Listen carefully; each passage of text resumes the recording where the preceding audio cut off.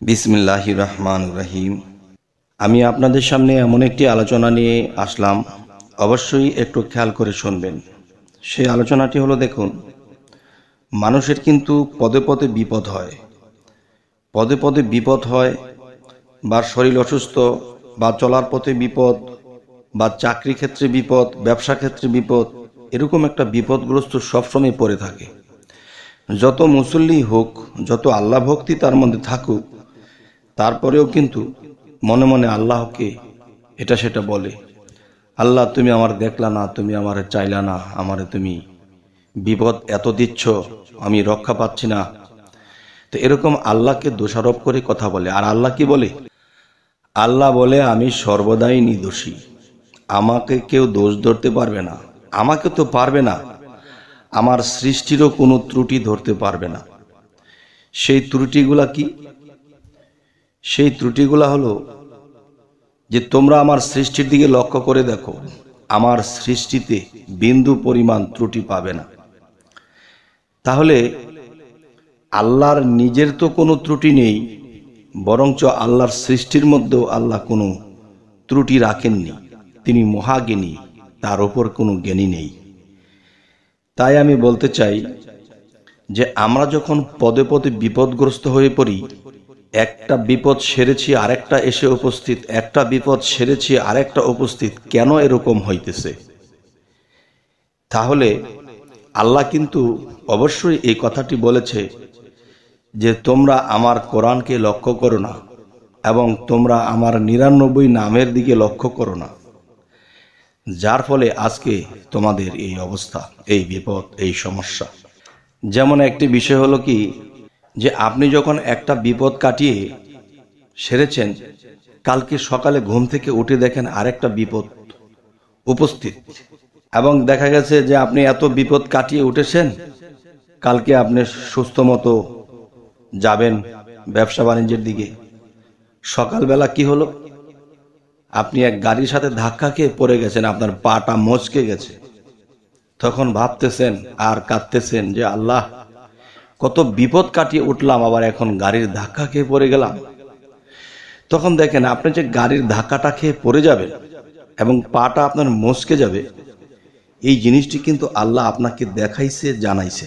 সেটা কেমন দেখেন?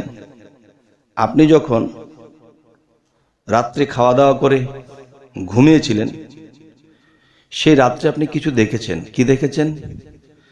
পথ চলার পথে একজন মানুষ আঘাতপ্রাপ্ত হয়েছে, একজন মানুষ অসুস্থ হয়েছে, একজন মানুষ দেখা গেছে যে সে বিপদগ্রস্ত হয়ে পড়ে আছে, বা কোনো মানুষ তাকে অত্যাচার করেছে, কিংবা কোনো গাড়ির সাথে বা কোনো গাছের সাথে কেউ ধাক্কা খেয়ে একটা লোক পড়ে আছে। তখন সেই লোকটার কাছে আপনি গিয়ে লোকটাকে সাহায্য করার চেষ্টা করতেছেন। এরকম ধরনের কোনো স্বপ্ন যদি আপনারা দেখেন, তাহলে বুঝতে হবে কালকে আপনি যে বের হবেন, এই সমস্যাটা যেই লোকটা পড়েছিল, সেই সমস্যাটা আপনার হতে পারে। আর সেটা যদি আপনি বুঝে চলতে পারেন, তখন দেখা যায় যে আপনি ওরকম বিপদ থেকে এড়িয়ে গেলেন, সেই বিপদ আপনাকে পেইল না। তাই ইসুফ আলাইহিস সালামকে স্বপ্নের ব্যাখ্যা সম্পর্কে এমন জ্ঞান দিয়েছেন, যা বলে দিত স্বপ্নের ব্যাখ্যা তাই ঘটত। ঠিক স্বপ্নের মাধ্যমে কিন্তু অনেক কিছু আল্লাহ দেখিয়ে দেয়, যা আমরা রিচার্জ করি না, বোঝার চেষ্টা করি না, আল্লাহকে দোষারোপ করি। এই হলো একটি। দ্বিতীয় কথা হলো যে যাই স্বপ্ন, যাই কিছু দেখেছেন, বুঝেন নাই, তবে একটা জিনিস করে যদি আবার ঘর থেকে বের হতে পারেন, তাহলে অনেক বিপদ থেকে রক্ষা পেতে পারেন। সেই বিপদগুলো আমি বলছি। সেই বিপদগুলো হলো, যেমন মনে করেন আপনি যখন ঘর থেকে বের হবেন, তখন আপনার শরীরটা বন্ধ করে দেবেন, এবং রহমতের ফেরেশতারা আপনার থেকে দেখা যাচ্ছে যে বিপদ আপদ, যে সমস্যা, দুর্ঘটনা, অ্যাক্সিডেন্ট, যাই কিছু আসবে, এগুলো আপনার থেকে কমসে কম 1200 গজ দূরে থাকবে। তো এখন কি করবেন? কি করে ঘর থেকে বের হবেন? আচ্ছা, একটু লক্ষ্য করে শুনবেন এবং কাগজে কলমে লিখে রাখেন ইনশাল্লাহ। সেটি হলো, দেখেন, আপনি একটু কষ্ট হলেও আল্লাহর এই কালামগুলো করবেন। আর সকল মুসলমানই বেশিরভাগ এই কালামগুলো জানে, এই সূরাগুলো জানে। যেমন 7 বার পাঠ করবেন সূরা ফাতিহা, 7 বার ইখলাস মানে কুল হুয়াল্লাহ, এবং 3 বার ফালাক, 3 বার নাস পাঠ করে আপনার হাতের মধ্যে মোনাজাতের মতো করে এটার মধ্যে ফু দিয়ে মাথা থেকে একেবারে শরীরের নিচ পর্যন্ত একেবারে শরীরটাকে মুছে ফেলবেন। এরপর আপনি 7 বার আয়াতুল কুরসি পাঠ করবেন। 7 বার আয়াতুল কুরসি পাঠ করার পরে কি হবে, আবার ফুঁক দিয়ে মাথা থেকে একেবারে নিচ পর্যন্ত নামিয়ে দেবেন। তখন আপনার শরীরটা বন্ধ করা হয়ে গেল, আপনার শরীরে কোনো আঘাত আসবে না, আপনার শরীরে কোনো কেউ ক্ষতি করতে পারবে না, জাদুটোনা করতে পারবে না, এবং আপনার কেউ লস করে দিতে পারবে না।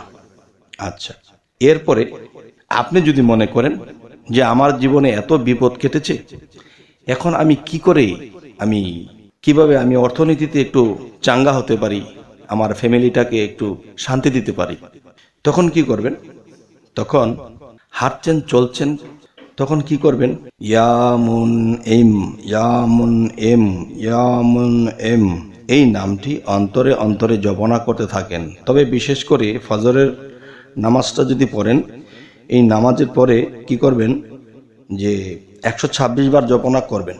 ইয়ামুন এম, ইয়ামুন এম 126 বার জপনা করার পরে আপনি কি করবেন? সারাদিন কাজ কাম করতেছেন, হাঁটতেছেন, যাই কিছু করতেছেন, অন্তরে থাকবে ইয়ামুন এম, ইয়ামুন এম। তখন কি হবে যে আপনার অর্থনীতি আপনাকে ধরা দেবে। তখন সংসারে যখন মোটামুটি আপনি গুছিয়ে ফেলেছেন, সংসারের সবার চাহিদা মোটামুটি পূরণ করেছেন, তখন আল্লাহর ইবাদত নিয়মিত ধরবেন। তখন নিয়মিত করবেন আর শুকরিয়া করবেন, এবং মাঝে মাঝে মোনাজাত দিয়ে কাঁদবেন যে হে আল্লাহ, তোমার এই নামের গুণে, তোমার এই কোরআনের সূরার গুণে আল্লাহ আমাকে রক্ষা করেছো তুমি, এবং আমি যেন নিয়মিত ইবাদত করতে পারি এবং এতিম অসহায়দেরকে দেখতে পারি। আল্লাহ কিন্তু সূরা মাউনে বলেছে, দুর্ভোগ সেই ইবাদতকারী, দুর্ভোগ সেই নামাজকারী যারা এতিমের গলা ধাক্কা দেয়। এতিমকে যদি কেউ, অসহায়কে কেউ যদি অনাদর করে, দেখতে পারে না, গলা ধাক্কা দেয়, তখন আল্লাহ এদের সমস্ত ইবাদতকে বরবাদ করে দেন। তাহলে বোঝা গেল, যদি অর্থনীতি আপনার হয়, ভালো পর্যায়ে চলে যেতে পারেন, তখন আল্লাহর ইবাদতের পাশাপাশি এতিম অসহায়দেরকে সাহায্য সহযোগিতা করবেন, বস্ত্রহীনদের বস্ত্র দিবেন, তখন আল্লাহ আপনাকে আরো বরকত দেবে। সুবহানাল্লাহ, আলহামদুলিল্লাহ। তবে হে জগতবাসী, আজকের এই আলোচনাগুলো এই জন্যই করলাম যে মানুষ বিপদ একটার পর একটা হাজির হয়, একটার পর একটা হাজির হয়। ইনশাল্লাহ এই কাজগুলো করুন, দেখবেন একটার পর একটা বিপদ আর আসবে না। 4 ভাগের মধ্যে 3 ভাগ বিপদই কমে যাবে। আচ্ছা, তবে আজকের আলোচনা আপনাদের কেমন লাগলো এবং কি ধরনের আলোচনা আপনারা চান আমাকে অবশ্যই জানাবেন, এবং পরবর্তীতে ভালো ভালো আলোচনা দেওয়ার চেষ্টা করব। সকলেই ভালো থাকবেন, এবং আমাদের চ্যানেলটি যদি আপনাদের ভালো লাগে তো অবশ্যই সাবস্ক্রাইব করে রাখুন। পরবর্তীতে আবার সাক্ষাৎ হবে, দেখা হবে। এই বলেই রাখছি। আল্লাহ হাফিজ।